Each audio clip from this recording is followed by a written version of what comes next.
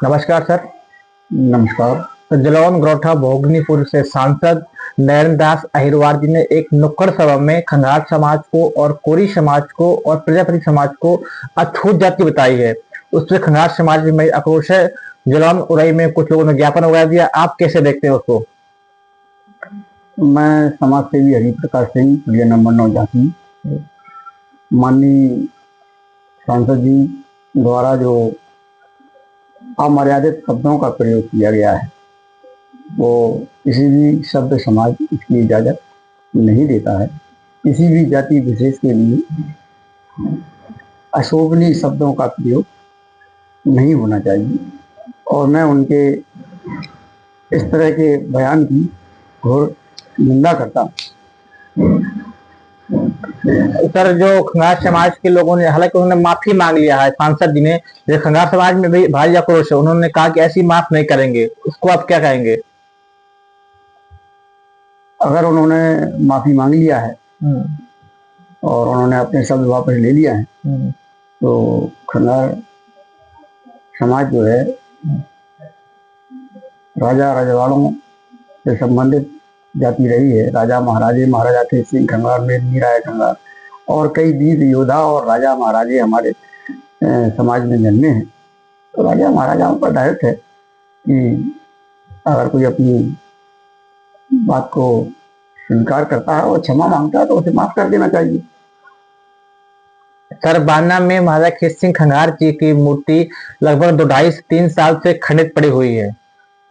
इसके लिए मैं यही कहूँगा कि जो जालौन जिले के हमारे समाज बंधुओं ने जो एकता और तत्परता दिखाई है ये सांसद जी के बयान को लेकर, मैं चाहूँगा कि इसी तरह की तत्परता वो और समाज के कई काम जो अधूरे पड़े हुए हैं, जैसे महाराजा खेत सिंह खंगार की स्टैचू टूटी पड़ी हुई है बांदा में विगत 3 वर्षों से, और इसके लिए शासन प्रशासन पूरी तरह दोषी है। तो कहीं ना कहीं हमारे समाज के लोगों को इस बात को बड़ी गंभीरता से लेना चाहिए। मेरी बात को हल्के से ना लें, गंभीरता से लेकर और शासन के खिलाफ भी मोर्चा खोलना चाहिए। महाराजा खेत सिंह खंगार कोई छोटी मोटी हस्ती थोड़ी थे। वो 12वीं शताब्दी के महान योद्धा थे। इन्होंने प्रथम हिंदू राष्ट्र की स्थापना की और पूरे बुंदेलखंड में कई उन्होंने जो कुरीतियां थी उनको दूर किया। उनकी बेटे की बेटी केसर दे ने जौहर किया। बड़े राजा थे और उनकी मूर्ति खंडित पड़ी है और हमारे उत्तर प्रदेश की सरकार मूक दशक बनी बैठी हुई है। माननीय योगी आदित्यनाथ जी स्वयं महाराजा खेत सिंह खंगार जी की मूर्ति का अनावरण करने आए थे और इस तरह से खंगार समाज की जो अनदेखी कर रहे हैं, जो भी दल कर रहे हैं, चाहे वो भाजपा हो, फिलहाल तो भाजपा सत्ता में है तो मैं उनकी ही बात करूंगा। जो सत्ता में नहीं है वो लोग उतना दोषी नहीं है, लेकिन अगर खंगार समाज की अनदेखी की जाएगी तो इसके परिणाम जो है 27 में बेहद खतरनाक होंगे, खासकर सत्ता पक्ष के लिए। सर, जो आप आज सड़कों पर खंगार समाज दिख रही है सांसद जी के बयान के बाद, वो अधिकतर बीजेपी के नेता हैं। आखिर क्या लगता है आपको? महापुरुष सभी जाति के होते हैं, लेकिन खेत सिंह की जो मूर्ति खंडित पड़ी उस पर उन्होंने कोई धरना प्रदर्शन कुछ किया, उसको आप कैसे देखते हैं? मैं खंगार समाज के सभी युवा और बुजुर्ग जितने भी साथी हैं और जो खासकर राजनीतिक क्षेत्र में हैं, मैं उनसे अपील करूंगा कि आप महाराजा खेत सिंह खंगार की मूर्ति के लिए आंदोलन करें। सत्ता से घबराने की जरूरत नहीं। अगर हमारे राजा महाराजा खेत सिंह अगर सत्ता से घबराए होते तो पृथ्वीराज चौहान के साथ मिलकर दिल्ली फतेह नहीं कर पाते। तो हमें डरने की जरूरत नहीं। हमारे समाज के युवा जो है यूनेस्को के मुद्दे पर भी नहीं बोले ज्यादा, उनको बोलना चाहिए। बड़े गंभीर मुद्दे हैं, यूनेस्को का मुद्दा है, खेत सिंह की स्टैचू का मुद्दा है और अभी 19 तारीख को अभी एक ज्वलंत मुद्दा है। 19 तारीख को पिछड़ा वर्ग आयोग में हमारी समाज को पिछड़ी जाति में लेने की कवायद चल रही है, उसमें बयान दर्ज होना है 19 तारीख को। तो मैं चाहूंगा कि इस तरह के कामों में हम लोग और बढ़ चढ़कर भागीदारी दे। अच्छी बात है उन्होंने वहां मोर्चा खोला, मैं उसका स्वागत करता हूँ। खासकर ओमकार ठाकुर और सुभाष भंडारी जी युवा हैं और बड़ा जोश है उनके अंदर।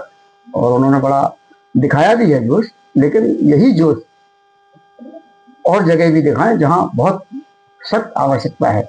यूनेस्को के मुद्दे पर, खेसिंग की मूर्ति के मुद्दे पर और पिछड़ा वर्ग आयोग के मुद्दे पर अपनी सक्रिय भागीदारी दिखाएं और समाज को, आरक्षण से कोई जाति नीची ऊंची नहीं होती। जाति तो सिर्फ दो ही हैं, नर और नारी। बाकी ये जातियां जिन्होंने भी बनाई हैं, जो भी ये जातियों का क्लैरिफिकेशन किया है, वो कहीं से कहीं तक उचित नहीं है। और आरक्षण की बात है तो आरक्षण सिर्फ सरकार इसलिए दे रही है कि जो जातियां कालांतर में पिछड़ गई हैं, जैसे हमारी जाति को ले लो, हमारे राजा महाराजे मुगलों से, अंग्रेजों से लड़ लड़ के मर गए। जब लड़के मर गए तो स्वाभाविक है, जब उनका राजपाट छिन गया और उनके पास कुछ नहीं बचा, तो उसकी पूर्ति के लिए सरकार कह रही है कि हम लोग बराबरी से आ जाए। सर, कुछ महीनों पहले आपने बताया यूनेस्को का मुद्दा चल रहा था। अभी बहुत लोग नहीं जानते कि आखिरकार फैसला क्या हुआ यूनेस्को का, उसका थोड़ा बताइए, क्या फैसला हुआ अभी कुछ। यूनेस्को एक फ्रांस की संस्था है। ये विश्व धरोहर, जो भी धरोहर हैं उनको अपने अधीन करती है, उनको डेवलप करती है, उनको पर्यटन स्थल के रूप में विकसित करती है।